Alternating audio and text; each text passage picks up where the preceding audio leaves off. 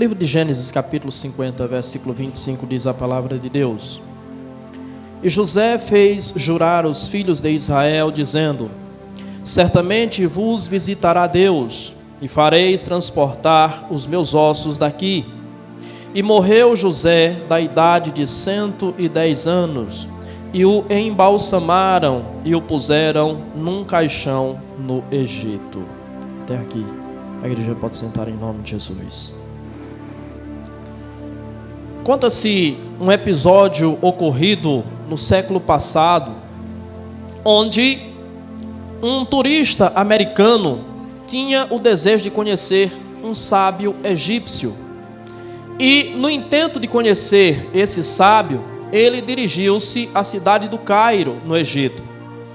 E chegando naquela cidade, com o anseio de conhecer aquele sábio, se dirigiu ao lugar onde aquele sábio morava. E admirou-se quando chegou ao lugar onde aquele homem morava. Aquele homem morava em um pequeno quarto, muito simples. Um quarto repleto de livros. E naquele quarto haviam apenas 3 mobílias: uma cadeira, ou seja, um banco, uma mesa e uma cama.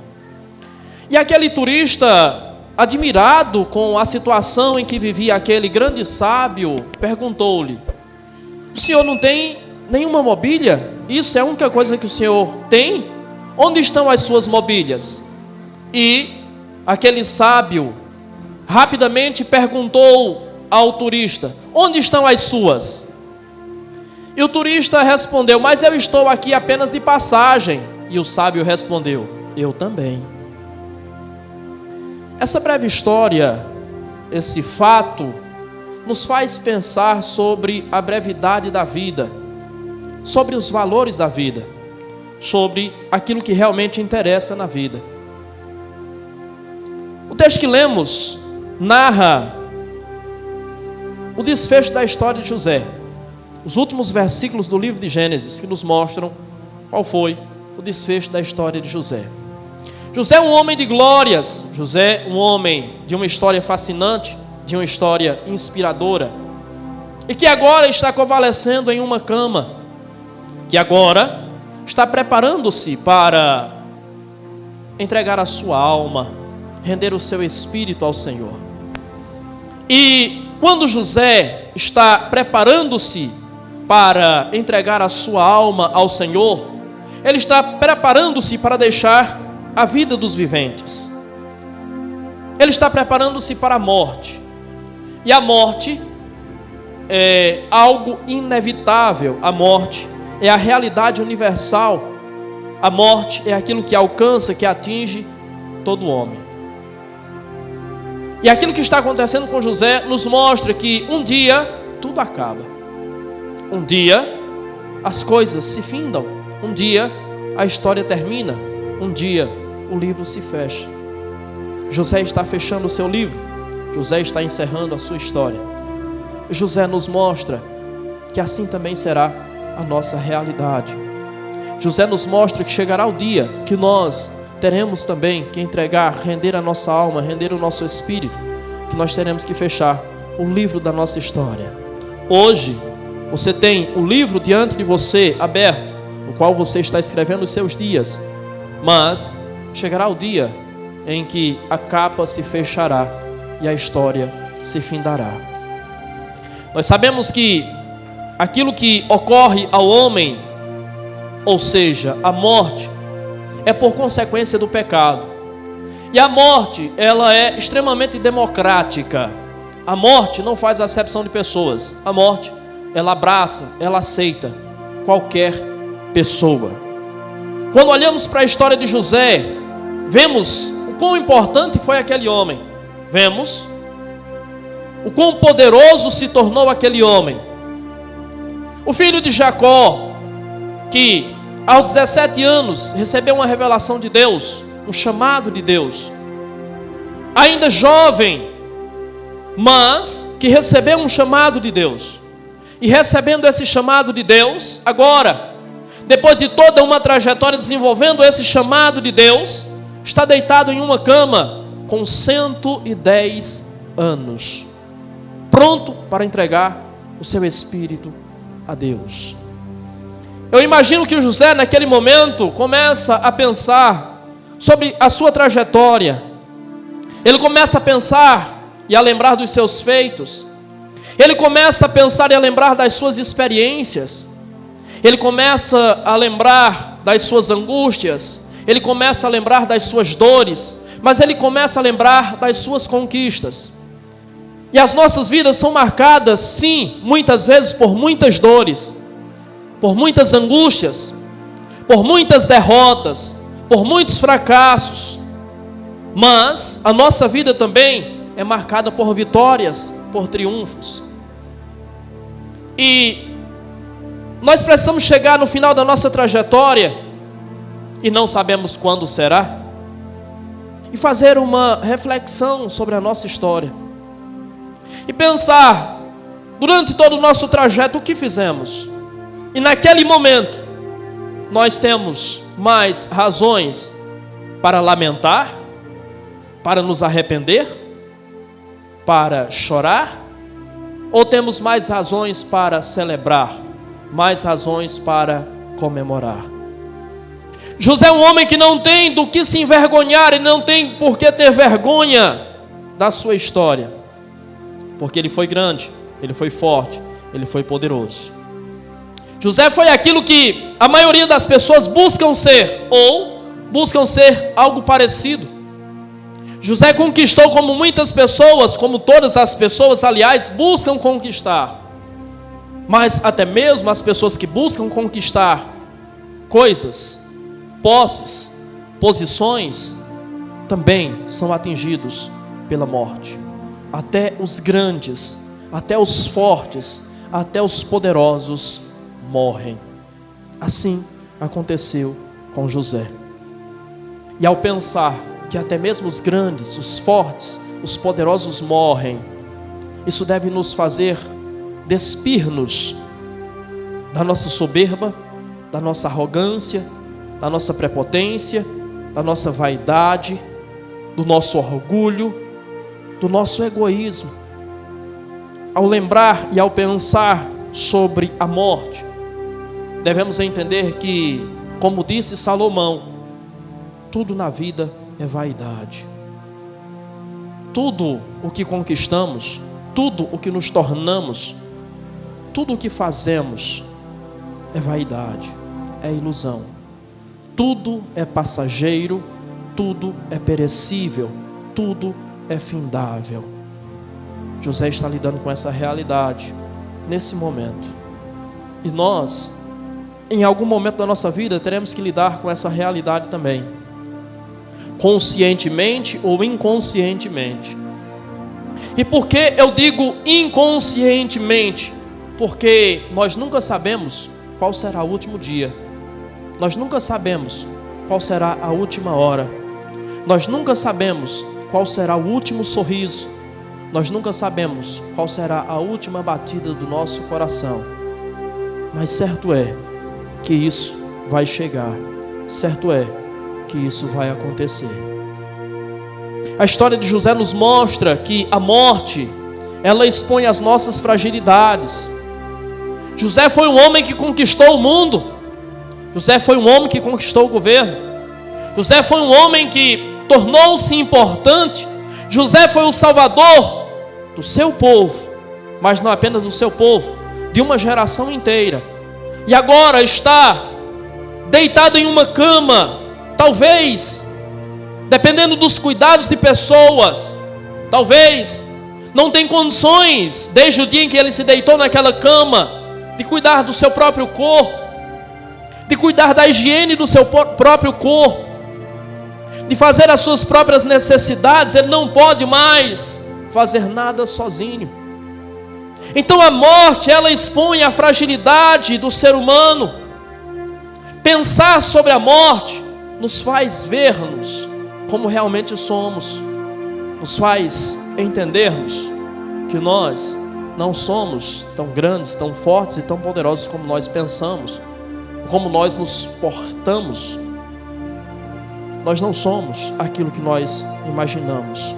E pensar sobre a morte nos faz viver com mais intensidade, nos faz viver com mais qualidade. Por quê, pastor? Pensar sobre a morte me faz viver com mais intensidade e me faz viver com mais qualidade. Porque pensar sobre a morte é pensar que um dia tudo vai acabar. É pensar que um dia tudo vai terminar. É pensar que um dia nós deixaremos de existir. E deixaremos de fazer e desfrutar das coisas mais simples, das coisas mais singelas. E pensando sobre isso, nós passamos a valorizar de fato a vida. Nós passamos de fato a valorizar as pessoas. Nós passamos de fato a valorizar os momentos. Nós passamos a valorizar as coisas simples da vida. Porque até mesmo as coisas mais simples da vida mostram-se importantes, mostram-se indispensáveis. Pensar sobre a morte nos faz viver com intensidade e com qualidade. Alguém já disse que a grande tragédia não é quando o homem morre. A grande tragédia é quando algo morre dentro do homem. A grande tragédia não é quando descemos à sepultura. A grande tragédia é quando os sonhos morrem. É quando os sentimentos morrem. É quando os propósitos morrem. É quando os projetos morrem. É quando a visão morre. A grande tragédia na vida do ser humano é quando ele se torna um zumbi ambulante. Pensar sobre a morte nos faz entender que cada segundo da vida deve ser vivido com intensidade, que cada momento da vida deve ser vivido com qualidade.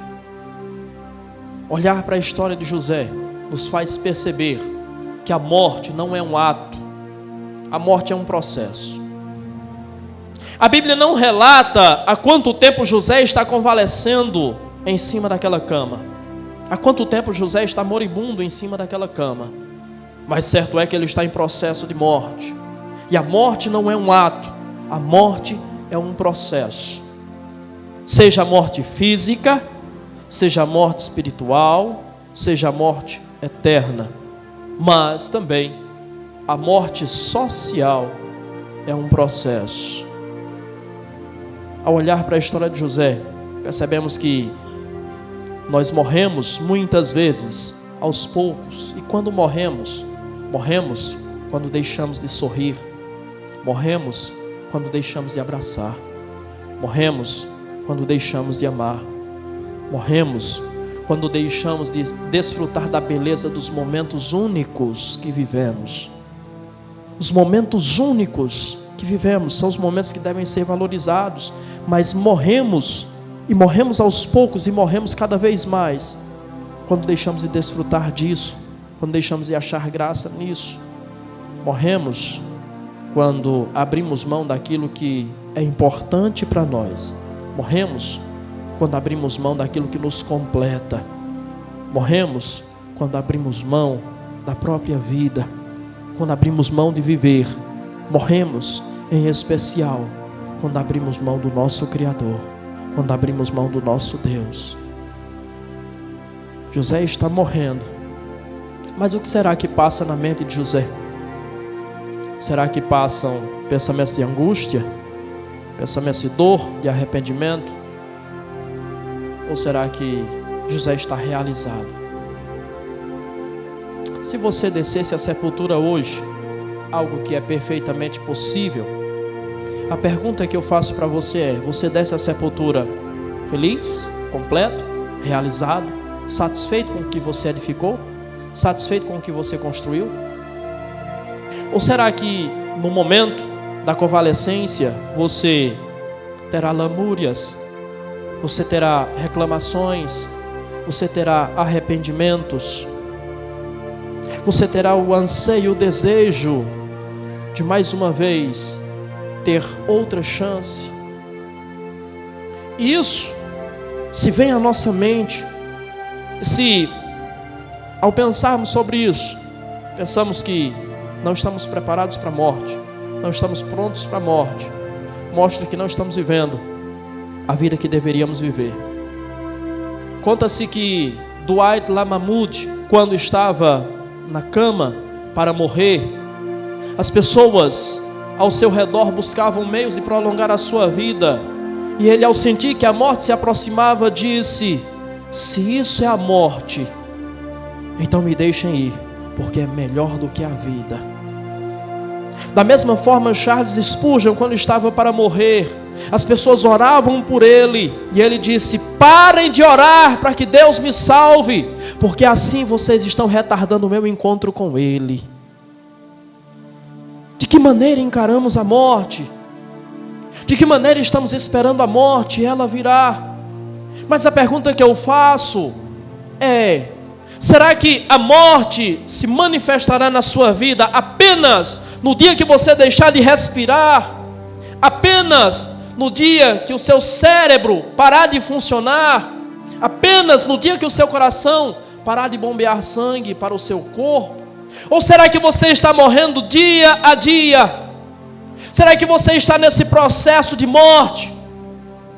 Será que o sorriso não existe mais? Será que o prazer no abraço não existe mais? Será que o amor não existe mais? Será que o prazer dos momentos e a beleza dos momentos únicos não existem mais? Será que você não está morrendo e não percebeu ainda? Será que você não está abrindo mão da vida e não percebeu ainda? Como eu disse, José foi um homem extremamente importante. José marcou a sua geração. José marcou vidas. E José não marcou vidas com filosofia. José não marcou vidas com discursos. José marcou vidas com ações. José marcou vidas salvando essas pessoas. E ao pensar sobre isso, eu penso: será que ao redor de José há uma multidão? Será que ao redor da cama de José estão todos aqueles que foram beneficiados por José? É óbvio que não. E no trajeto da vida, nós percebemos que não importa o quão bom você é, não importa o quanto você estende a mão para outros, o quanto você abençoa outros, não importa quantos você ajuda, certo é que ao longo da trajetória você vai sendo esquecido, você vai sendo abandonado, e provavelmente quando você chegar ao final da sua trajetória, ao final da linha, você estará só. Repito o que disse: não importa quantos você abençoou, não importa para quantos você foi bom, muitos estão te matando hoje. Enquanto você ainda respira, muitos estão te matando em vida. José salvou a sua geração. José cuidou de uma geração. José tirou da fome uma geração.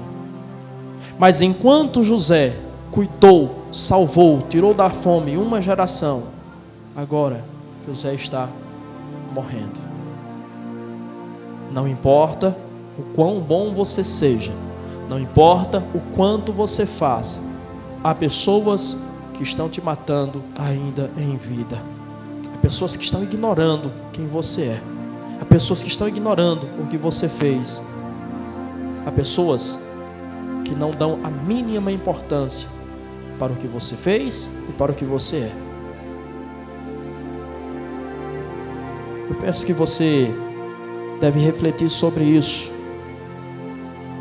E não apenas refletir sobre se de fato alguém está fazendo isso com você, se de fato estão fazendo isso com você, mas refletir se não é você que está fazendo isso, se não é você que está sendo ingrato, se não é você que está sendo ausente, se não é você que está ignorando, se não é você. Porque nós, muitas vezes, sempre nos enxergamos como os mocinhos da história. Você nunca vai ver uma pessoa se acusando. Você nunca vai ver uma pessoa dizendo: a culpa foi minha. você nunca vai ver uma pessoa assumir que é culpado, mas sempre responsabilizando outros, mas sempre transferindo a responsabilidade e a culpa para outros.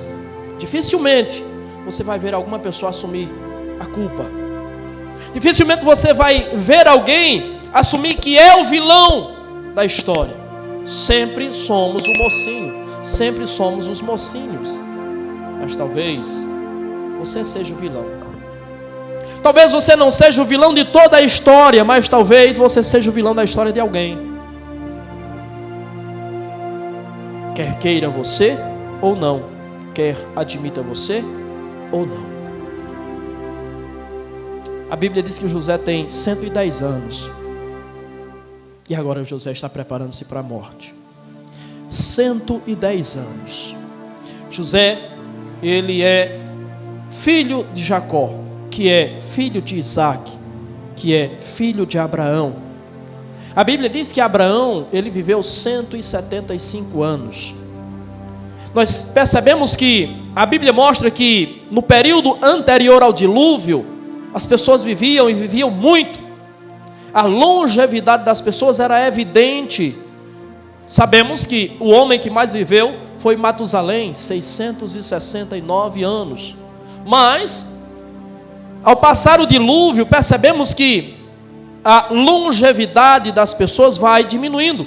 A expectativa de vida das pessoas vai diminuindo.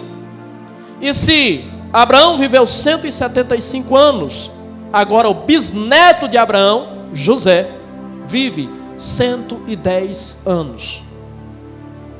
Hoje temos uma expectativa de vida muito inferior a isso.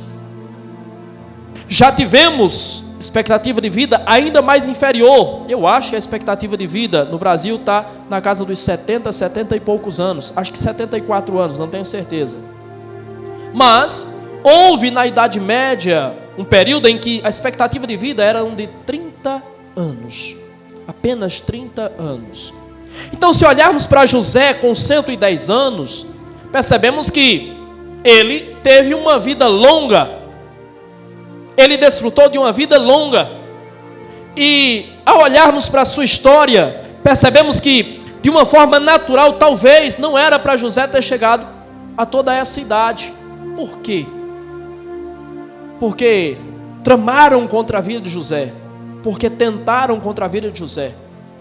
Quantas coisas José passou, quantas injustiças José passou. José passou injustiça que outros, hoje em dia, talvez, não suportariam aquilo que José passou, as injustiças que ele teve que enfrentar e tirariam a própria vida. Mas José se manteve firme. E a longevidade de José mostra-nos o cuidado de Deus com José. Por meios naturais, talvez José não teria vivido 110 anos, mas Deus cuidou de José. Deus deu a José uma vida longa. Enquanto muitos queriam tirar a vida de José, Deus preservou a vida de José.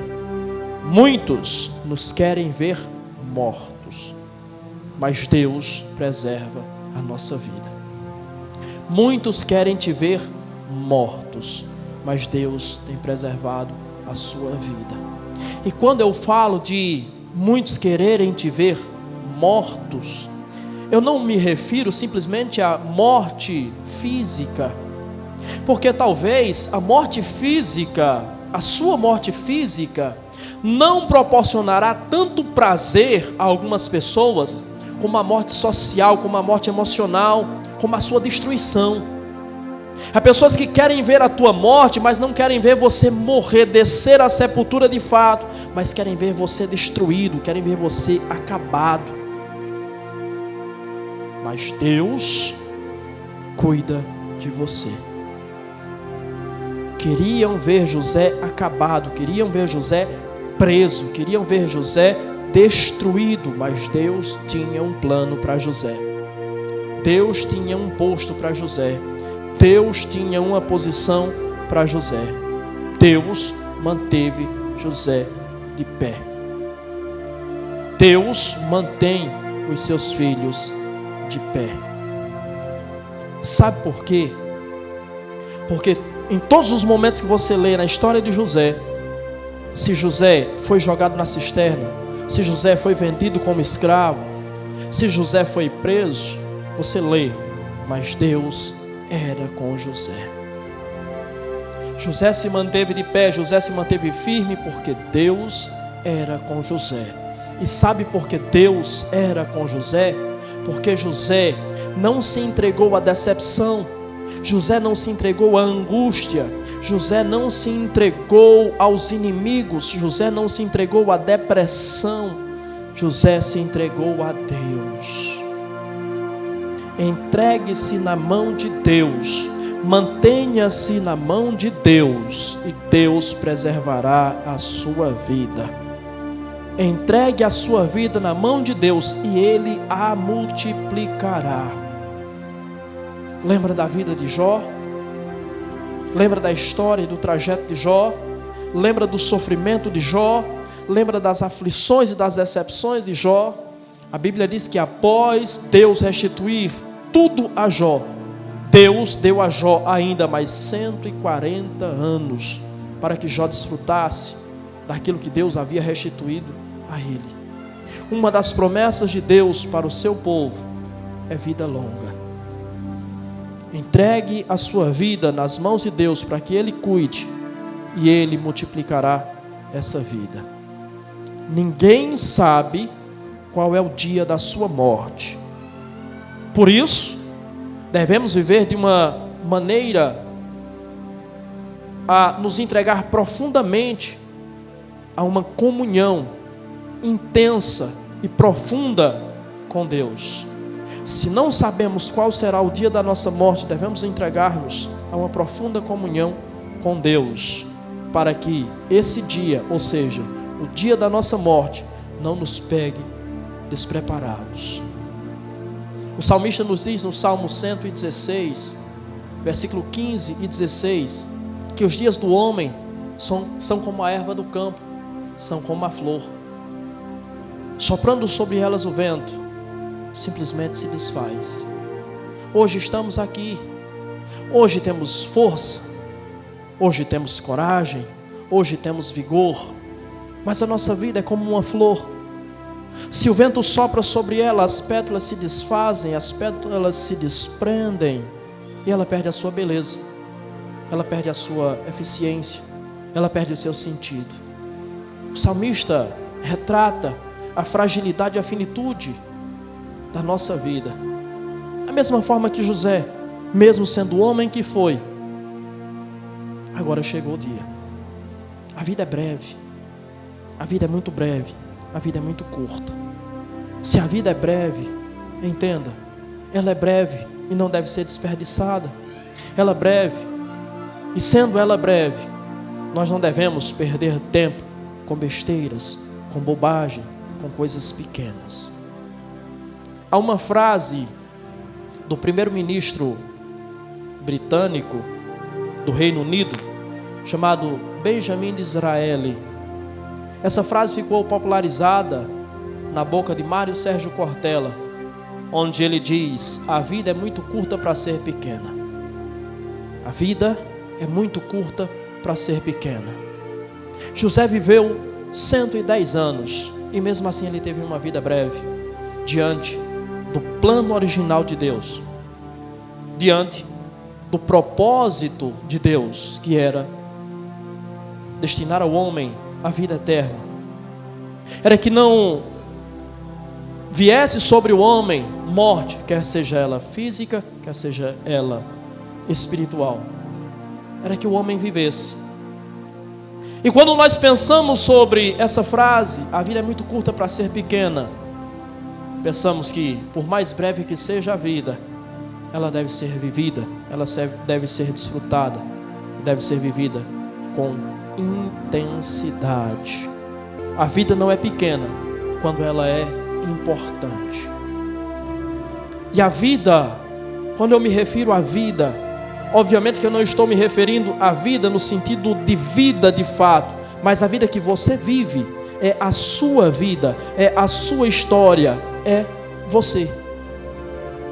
A sua vida pode ser curta, como curta foi a vida de vários homens, a exemplo de Abel, que talvez com 17 anos, a mesma idade que José recebeu as revelações de Deus, perdeu a sua vida. E tantos homens que perderam a sua vida de forma breve, de forma fugaz, viveram nesta vida, mas marcaram a sua geração, mas marcaram a história de outras pessoas. Você precisa ser importante, você precisa marcar vidas.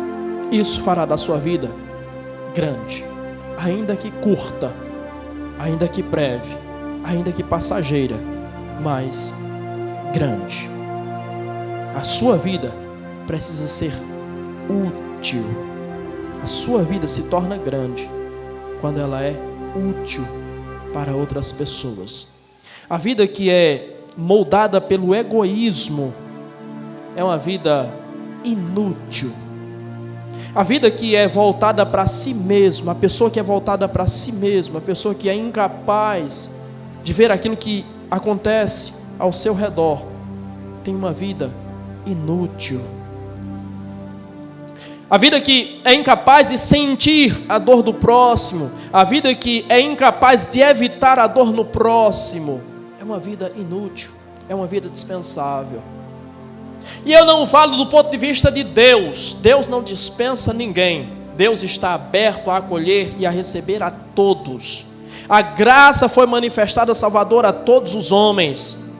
Deus encerrou a todos debaixo de maldição para que com todos use de misericórdia.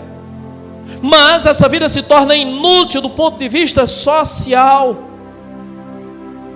quando somos incapazes de ver quem está do nosso lado, quando somos incapazes de reconhecer, de entender, de parar para pensar, de refletir, de se colocar no lugar do outro, a nossa vida se torna inútil. Mário Sérgio Cortella dizia, falando sobre o frio que em algumas cidades, estados brasileiros é intenso, e que infelizmente muitos moradores de rua perdem a sua vida em época de frio. Ele dizia: ninguém morre de frio, as pessoas morrem de abandono.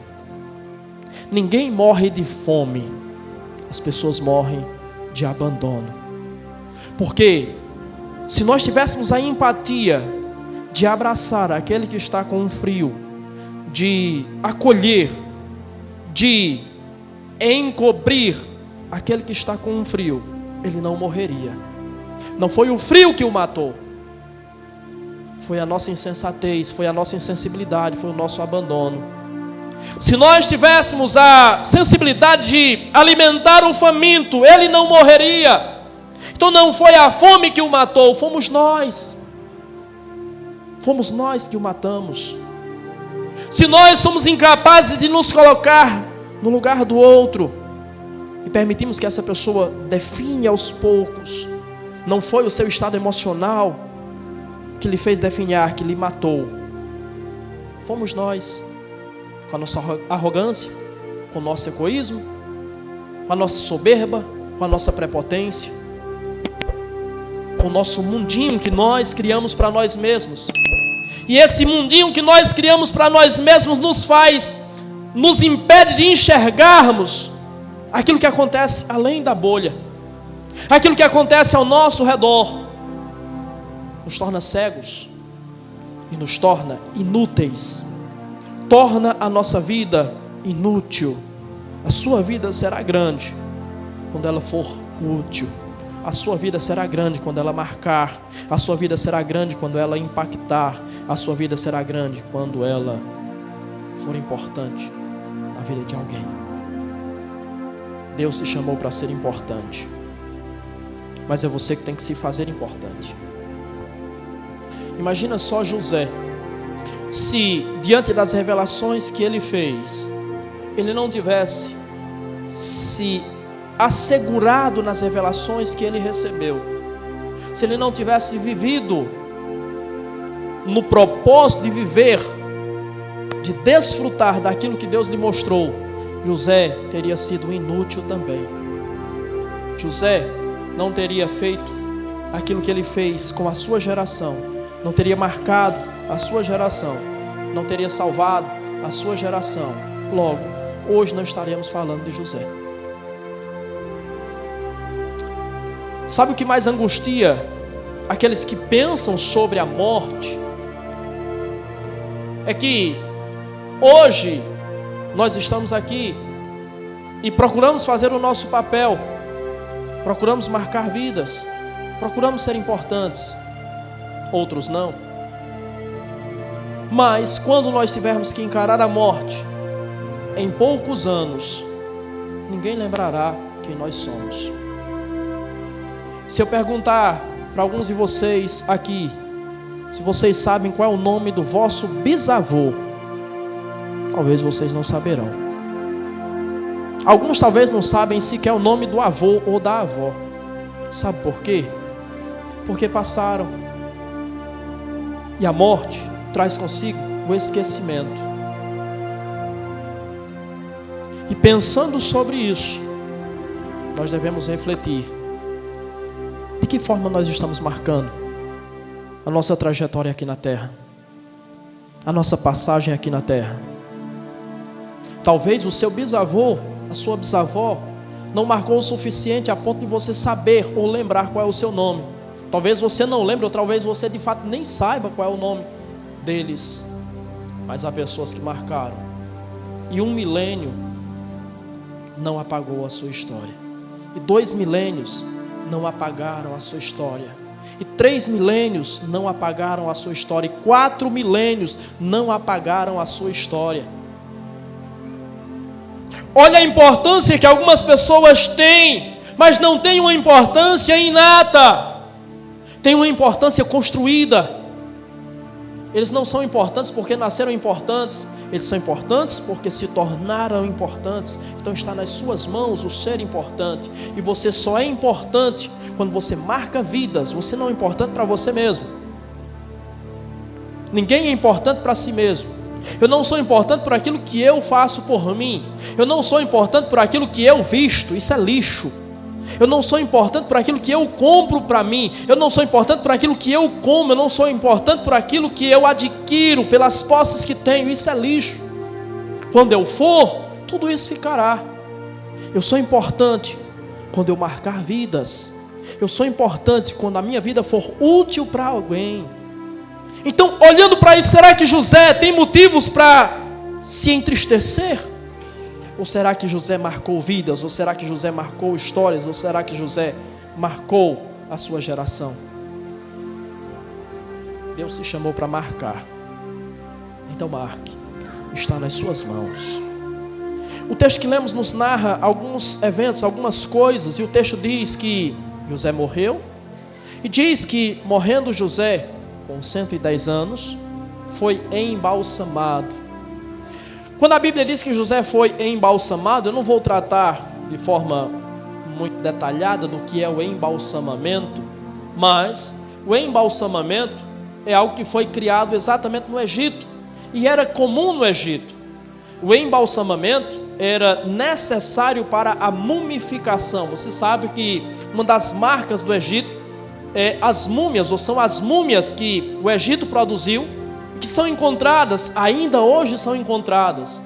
Mas, basicamente, como eu disse, não detalhando tanto o que é o embalsamamento consistia em cuidar de um cadáver, retirar o sangue do cadáver, colocar, hoje, por exemplo, se colocam fluidos no lugar do sangue do cadáver, para evitar a putrefação e o mau cheiro.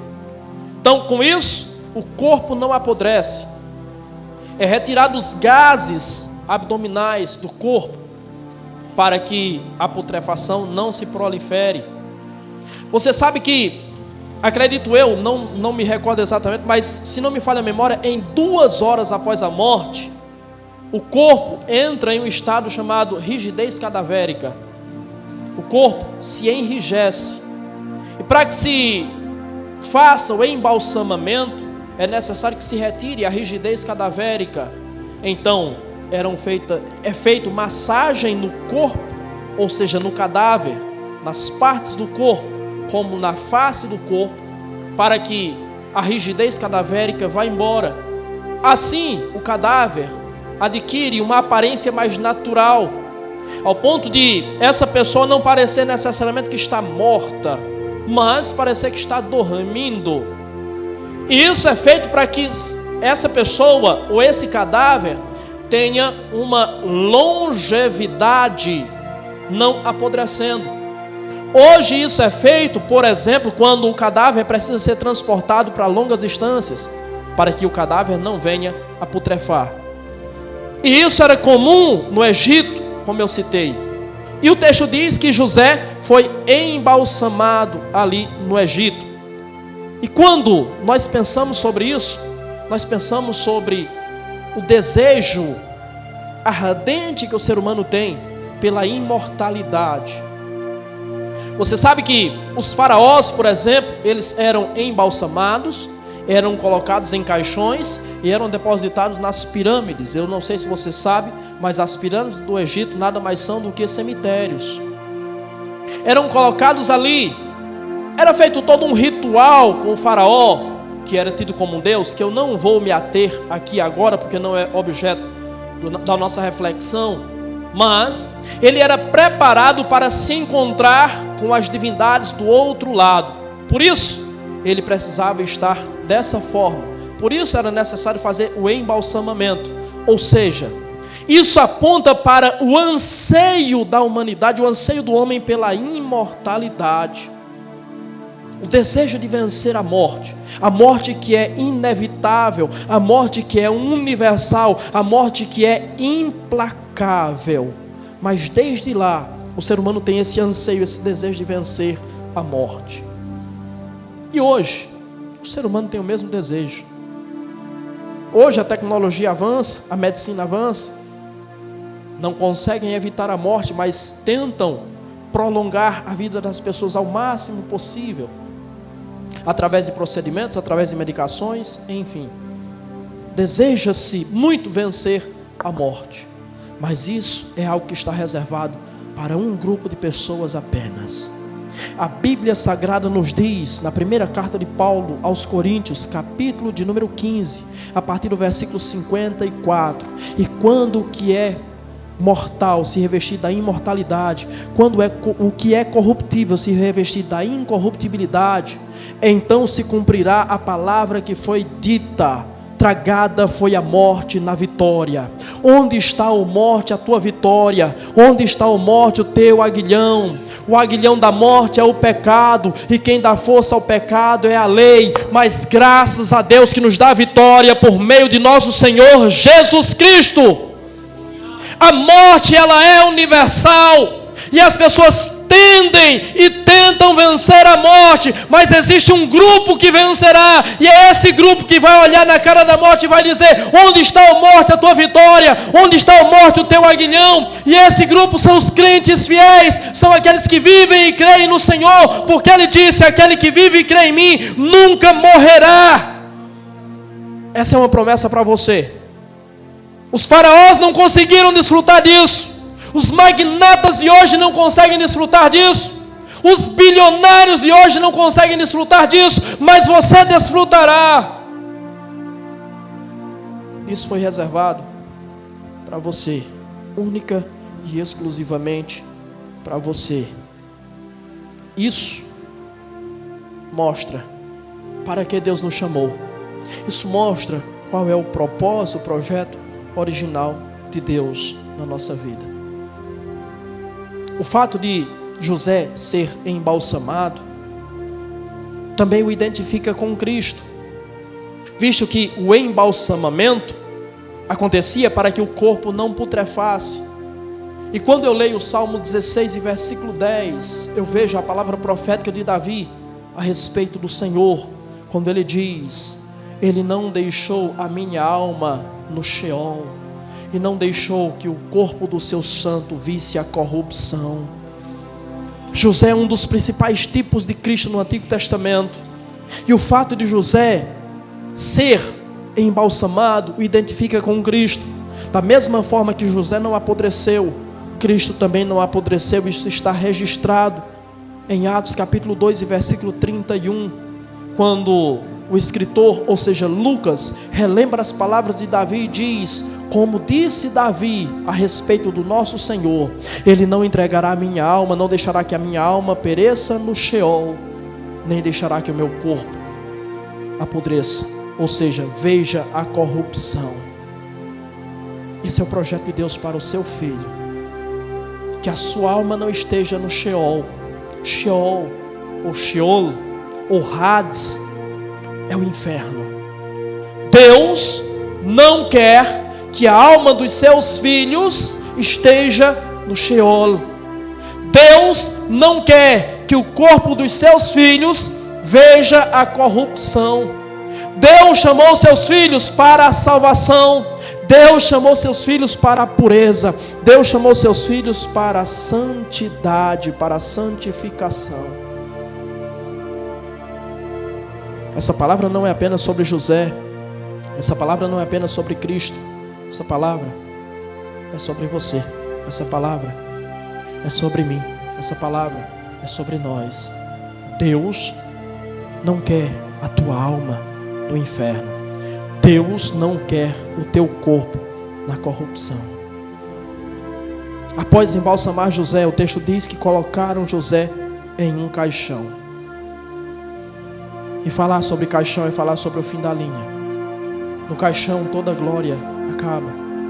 No caixão toda glória se esvai. No caixão é o lugar onde não vão os anéis. O caixão é o lugar onde não vão os colares. O caixão é o lugar onde não vão as vestes caras. O caixão é o lugar onde não vão os cetros reais. O caixão é o lugar para onde não vão as nossas casas, os nossos carros. O caixão é o lugar para onde não vão as nossas conquistas. No caixão a glória termina. No caixão a glória acaba. Um dia tudo vai acabar. E é lá no caixão que tudo acaba. Acaba para uns, mas para aqueles que creem em Cristo, a sua glória e a sua história vão além do caixão. O caixão e a morte não podem apagar a história daqueles que amam, daqueles que temem, daqueles que servem ao Senhor. O caixão deteve o corpo de José, mas o caixão não deteve a importância, não deteve a história de José. No caixão, a história de todo homem finda-se, menos daqueles que confiam no Senhor, daqueles que creem no Senhor, daqueles que esperam no Senhor, daqueles que marcam, daqueles que se tornam importantes. A respeito desses, o caixão não tem poder. A respeito desses, o caixão não pode limitá-los. Então precisamos entender que haverá um momento em que teremos que lidar com o caixão. E lidar com o caixão é pensar que existe uma outra realidade pós-caixão. Com isso, paramos para pensar naquilo que disse o apóstolo Paulo.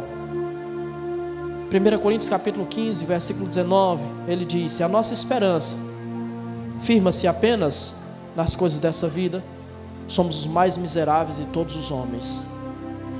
Se a nossa esperança está baseada apenas nas coisas dessa vida, nós somos os mais miseráveis de todos os homens. Pensar sobre o caixão é pensar que existe um outro lado, e que nós precisaremos estar do outro lado, e que nós precisamos nos preparar para o outro lado. A nossa realidade definitiva será do outro lado. Então não viva, não baseie-se, não firme-se apenas nessa vida. Assim você se torna o mais miserável de todos os homens. José então faz um pedido para o seu povo. Ele diz: Deus vos visitará. Quando vocês forem, levem os meus ossos daqui. não deixem os meus ossos no Egito. Em outras palavras, o que José está dizendo é: eu estou no Egito, mas não vou permanecer no Egito. Eu estou no Egito, mas eu não fico no Egito nem morto. Eu estou no Egito, mas aqui não é o meu lugar. Você sabe que Egito simboliza o mundo. Egito simboliza o pecado. Egito simboliza o sistema anti-Deus. E José está dizendo: eu estou nessa situação, eu estou nesse ambiente, eu estou nesse lugar, mas eu não vou permanecer aqui. Essa não é a minha realidade, esse não é o meu lugar. Será que você tem pensado sobre isso? O Egito que nós vivemos hoje, o mundo, com as suas atrações, com as suas fantasias, com os seus prazeres, prazeres esses que ocultam as suas misérias, que ocultam a sua realidade, prazeres esses que revelam que nós somos carnais, que nós somos mundanos, que revela quem de fato nós somos. E ao abrir mão disso, como José fez, nós mostramos que não fazemos parte desse sistema. Nós mostramos que a nossa realidade é outra. Nós mostramos que o nosso reino é outro. Nós mostramos que a nossa cidade, a nossa pátria é outra. Nós mostramos que a nossa terra é outra. José, mesmo morto, não quis ficar lá.